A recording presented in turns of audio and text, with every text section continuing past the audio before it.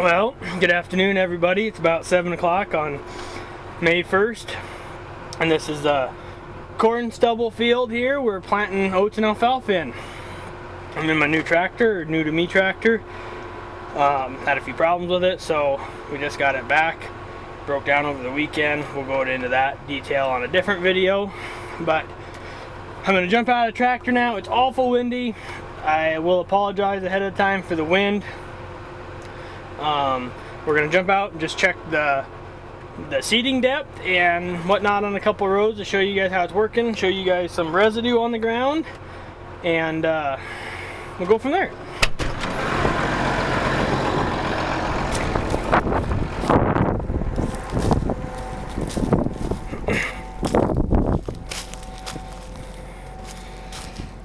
As you can see, we're out behind the drill now. I'm going to try to stay out of the wind. And the residue's patchy. We did run cattle on here, so the residue did get moved around. The stalks aren't quite as bad here, because we actually fed on this end of this field, so we unrolled bales out here with that bale unroller and with deal on the back of the tractor. So anyhow, we're going to do a little digging and see how everything looks. And there you can see the little purple alfalfa seeds. And those are pretty close to the top. That one's a little further down there. And they're just awful hard to spot, but they're there. Perfect soil conditions. I am just really happy. There's a creek running through this field, and it is a little soft. I'll admit it's a little soft, but we're gonna get her drilled. If I gotta come back and re-drill that creek, that's what we'll do.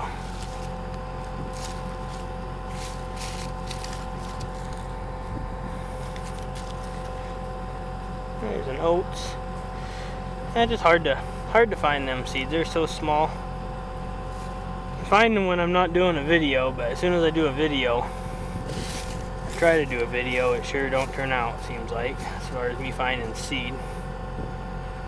There's a little one there, a couple. A whole bunch, actually. But as you can see, we're planting through quite a bit of trash. You know, there's a lot of trash there, but that's no problem for this drill. There's some seeds there. This one kind of wonders why I don't find any alfalfa. I wonder if that row's plugged up. I'm gonna have to investigate that a little bit. Oh, there's an alfalfa. I don't know where it went, but my problem was, but there's the seeds. There's a bunch of them right there. I don't know why I couldn't find them on camera, but I found them, so I'm going to show you guys. But yeah, we're going to jump back in the tractor. We're going to go for a round from there.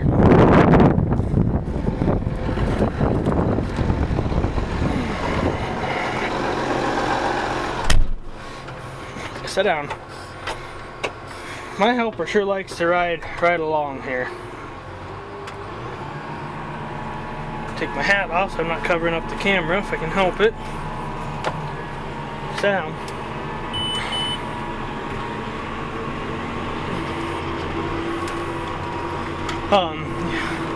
But our goal with this field of alfalfa is we're going to probably take first cutting off for ourselves, you know, every year.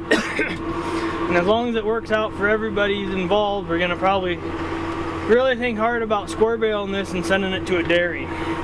I think we can make money at it doing that. I've got some connections with some people with square balers, and they're willing to work a deal with us, so I think we're going to go ahead and do that. Time will tell if it actually happens.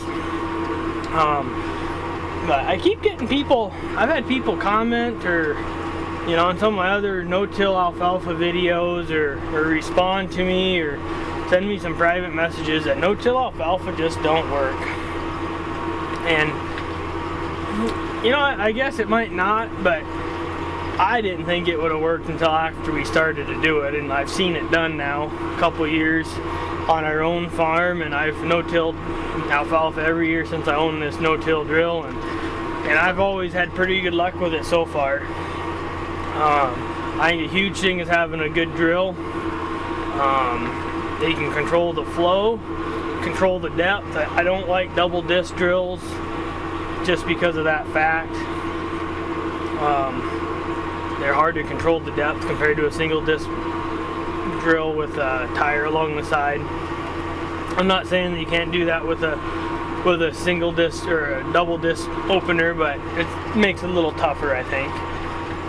Now, I'm gonna keep updating everyone on these on this field here. It's one of our fields. It's a 50-60 acre field. I won't know until I'm done, but it's a 50 or 60 acre field, and I'm gonna keep updating everybody on this field throughout the summer at different times. And I'm gonna label it no-till alfalfa, so anyone that's looking for information can hopefully find it and use the information that I'm putting out there. Part of the reason I started a YouTube channel is to help show my experience with no-till and how it does work or won't work possibly for other people, and challenges that I have with different crops. But you know, I've had really good luck with this crop that I've done so far. Now, one other problem with this no-till alfalfa that I can see, especially with us wanting to send this off to a dairy, is I see this, all these stalks, which I really like the stalks. It's going to protect the ground, hold the moisture in. But on the other hand, we're going to rake some of them stalks up when we're haying this field, and we'll see how much that affects the quality of the alfalfa, or if by that time, with this drill chopping the stalks up, maybe there won't be enough stalks to even get picked up and even get noticed. I don't know. That's a concern the people we're going to have square bale this it has, and if we have to cut it for a year or two ourselves and use it ourselves, we will. You know, it's it don't matter. We can use the hay. We'd rather have more grass hay than the alfalfa for what we're doing right now on our operation. We can buy a distillers pretty cheap compared to what alfalfa costs if we can get it sold at the right price. So that's what we're thinking about. Another challenge in no-till alfalfa. So we're going to start this out in a cornfield, so everybody has you know, wondering how it works in corn on corn, or corn on, you know, putting soybeans on the corn stalks, how much that comes up. And I'll show that in one of my later videos on here. And we'll see, you know, the first cutting we're going to have oats, so that one's obviously going to be for us. And I don't know if we'll get a second cut on this or not. It's kind of getting a little late planted, but we haven't had very good planting conditions. People that follow my channel regularly will understand and know that we had, I think it's been about 2 weeks ago, we had 20 inches of snow or something. Maybe a little longer than that, but we're finally getting dried out to get out in the field. I should have had oats planted. I should have been done planting oats around a month ago. And just planting alfalfa, I should have been done planting alfalfa 2 weeks ago. According to the calendar, but everyone knows the best place on farming to put a calendar is in the trash, because you just never know. I did look at a long range forecast for our area, and it's looking like we're going to be normal temps, which is going to be good for our later spring planted crops, our alfalfas and our oats. People are still seeding spring wheat, so they're going to the cooler temps or normal-ish temps are going to help with those crops, so they don't get burned up too bad from the just all of a sudden turn into summer. Because we've had that happen where we have a cool spring, we had a day or two of spring, we had a really early spring, and then it was you know, spring for a couple days, and then all of a sudden it turned to summer. And it was 85, 90 degrees every day, and that's hard on these little plants, especially the alfalfas and the spring seeded grains. Even the winter wheats and the rye, they don't like that heat. They need time to stool and stuff in the spring when it's cool. I will be doing an update video on the rye. I don't think I've done any videos on the rye this year yet. The cows across the road there, they're on a rye field that we're grazing. That field over there that's green is a rye field. I don't think we will graze it. And actually the field in between me and that rye field where the bales are at, that is actually the rye field from last year that we grazed. If you guys remember that, I grazed it, planted it to millet, and now it sits there. Plans are that's going to be a cornfield, and the rye field's going to stay a rye field till we hay it. Possibly might run some cattle on it for a while. That seemed to work really good for us last year. It's working really good across the road here as well. So I guess I just thought I better do a little video of me planting this field so I can continue doing a series on this no-till alfalfa, and we'll let you guys know how it works out. I appreciate you guys watching. Please comment, rate, and subscribe. You got any questions, especially questions pertaining to no-till alfalfa, please leave them on this video and I will try to answer them in a future video. I'll probably leave a comment trying to answer them, but sometimes it's easier just to answer on another video to get a more in-depth explanation of what I'm trying to say and possibly show you what I'm doing or saying.